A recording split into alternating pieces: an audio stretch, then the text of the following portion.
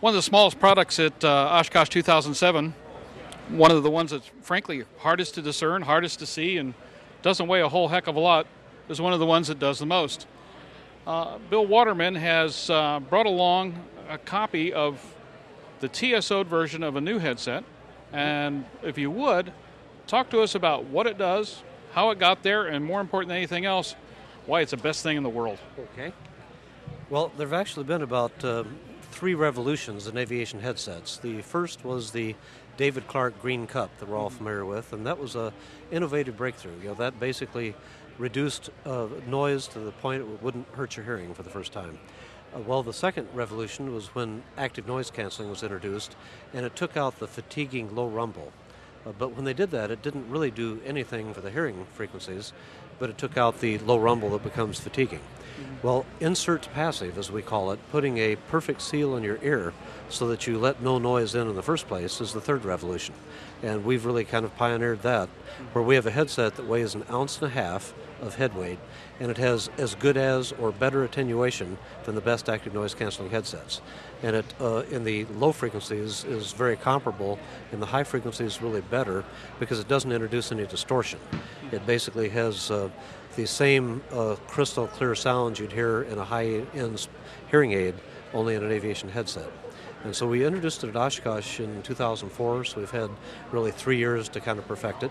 And then about last January, we saw the need for a TSO'd headset for airline pilots, because more and more airlines are now requiring a technical standard order certification for headsets, because they really want to know that things plugged into the cockpit are of a common specification and they meet the standards. And so we now have introduced, just at Oshkosh this year, our TSO headset that complies with all of the FAA certification requirements. And it's the same basic performance as our existing headset, but in a little bit lighter weight and meeting all the certification specifications. And that's our product in a heartbeat. Aero-TV is brought to you by...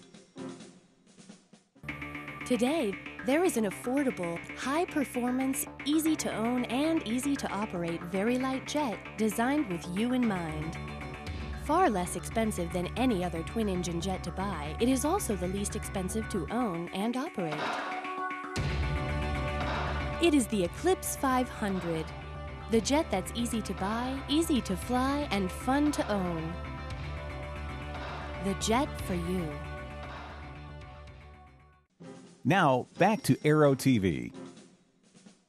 Because you really forget you're wearing the headset. You don't know that it's in your ears, and you just don't feel it on your head, and you don't have any of that clamping pressure. And aerobatic pilots especially like it because in very high noise environments and bouncing around the cockpit, this works better than any other headset there is. And when someone sees it, they say, well, yeah, it looks cute, but can it work in a really noisy airplane? And like at Oshkosh last year, we had the experience, a guy tried it and they said, well, it's pretty good, but could it work in my really noisy Cessna 150? Well, the guy standing next to him was Rick Volker of Rick Volker Air Shows, and he said, I can't speak to your Cessna 150, but in my Sukhoi Unlimited Racer, it works really well. And in very high noise, and Jim, I think you've flown in a T6 with it before, haven't you? It takes the noise out better than any other way of doing it. Does real well in a Glass Air 3 at a little bit over 300. Excellent. And extra 300 racers, this is a preferred headset. Aero-TV is brought to you by... Today, there is an affordable, high-performance, easy-to-own and easy-to-operate very light jet designed with you in mind. Far less expensive than any other twin-engine jet to buy, it is also the least expensive to own and operate. It is the Eclipse 500, the jet that's easy to buy, easy to fly, and fun to own. The jet for you.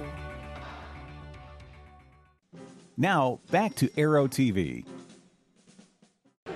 Outside of the airline use, what does a TSO bring to the product?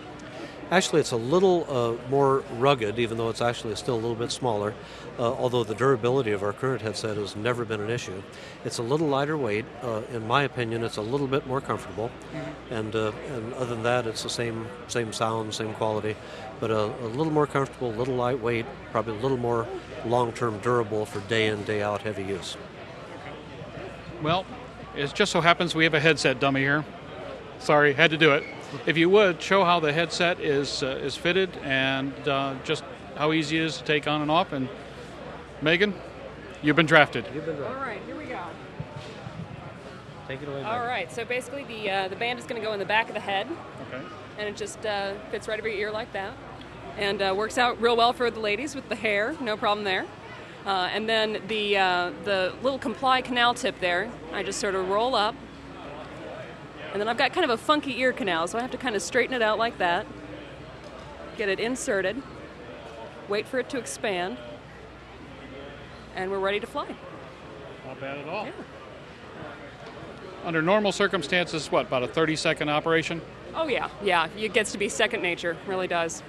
The thing I like, this is similar to the little earphone plugs that everybody's used to. Oh, yeah. Pinch them up, plug them in, they fit right in. Next thing you know, instant comfort. You're ready to go. Yeah, and actually at body temperature, the foam is softer than skin. Mm-hmm. So as you talk and yawn and move and the shape of your canal changes, that foam just sort of flows with it. Makes it really comfortable on long-haul flights. Any issues with making sure that you've got proper pressure differential or any blockage or anything like that? No, and I have been pretty sensitive to that in the past, but no, it's really just the same as it would be if you weren't wearing anything at all.